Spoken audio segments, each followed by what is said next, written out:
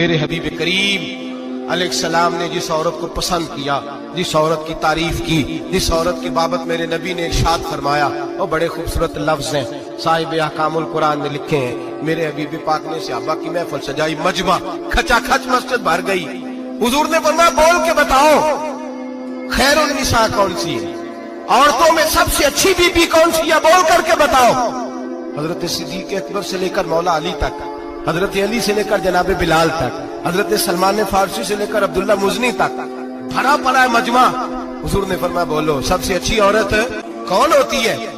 ایک صحابی کہنے لگے حضور جس کی نماز قضا نہ ہوئی ہو، اور میں وہ بھی اچھی ہے پر تم میری مراد کو نہیں پہنچی۔ ایک نے کہا حضور جو خامد کی تابع دار ہو، فرمایا وہ بھی اچھی ہے پر تم میری مراد کو نہیں پہنچی۔ ایک صحابی نے کہا یا رسول اللہ جو پاک دامن ہو، حضور نے فرمایا تم میری مراد کو۔ حضرت علی فرماتے ہیں جب سب کے جواب غلط ہو گئے تو میں قد میرا چھوٹا تھا، میں پیچھے بیٹھا تھا، میں گردن جھکا کے پیچھے سے نکل گیا۔ سیدہ طیبہ طاہرہ حضرت فاطمہ الزہرا رضی اللہ تعالی فرماتے ہیں بی بی صاحب کے پاس پہنچا، میں نے کہا فاطمہ حضور نے سوال کیا ہے۔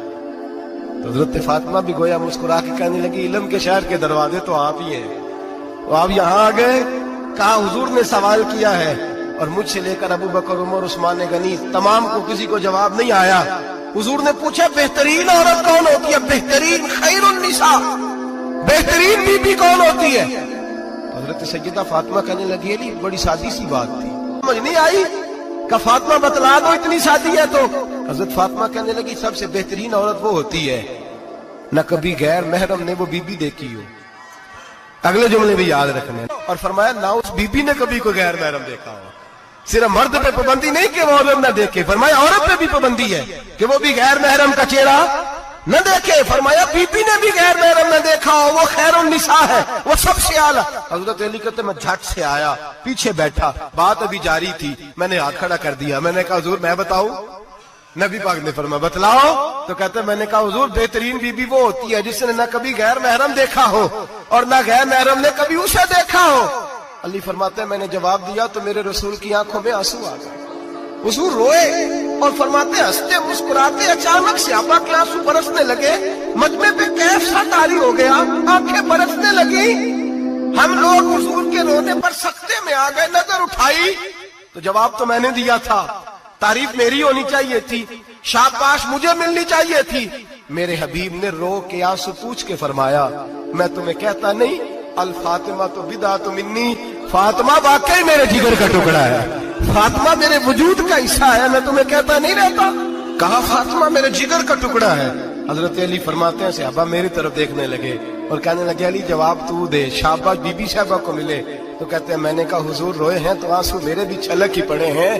فرمانے لگے لفظ میرے ہیں پر سوچ اس بیٹی کے ہے جس کی تربیت محمد عربی نے فرمائی ہے۔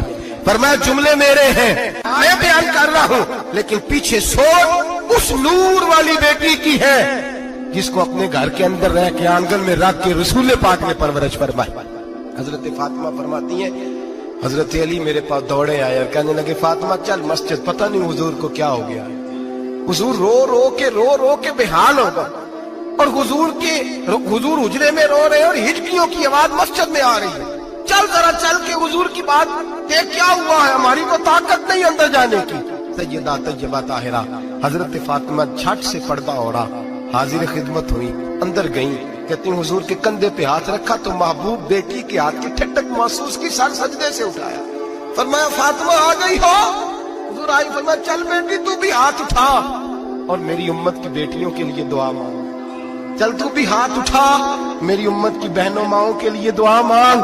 محبوبہ کیا ہوا؟ میرے حبیب نے فرمایا رات مجھے دکھایا گیا ہے دوزخ میں کچھ بیویاں ہیں، ان کے بال فرشتوں نے باندھے ہوئے ہیں اور انہیں گرز مار رہے ہیں، وہ چیختی چلاتی ہیں اور مدد کے لیے پکارتی ہیں، بڑی تکلیف میں ہیں۔ تو بی بی صاحب عرض کرتے ہیں یا رسول اللہ ان کی غلطی کیا ہے؟ تو میرے نبی نے فرمایا وہ باریک دوپٹہ اوڑھتی تھی، وہ باریک دوپٹہ اوڑھتی تھی، ان کے بال چمکتے تھے، غیر محرموں کی نظر پڑتی تھی، انہیں دوزخ میں سزا ملے گی، وہ چلائیں گی چیخیں گی، ان کی مدد کو کوئی نہیں پہنچے گا، چل تو ہاتھ اٹھا دعا مانگ۔ حضرت فاطمہ امت کو پیغام دیتی ہے پردہ اوڑھ دو، حجاب میں آ جاؤ، اپنے آپ کو رسول اللہ کی بارگاہ میں جھکا دو۔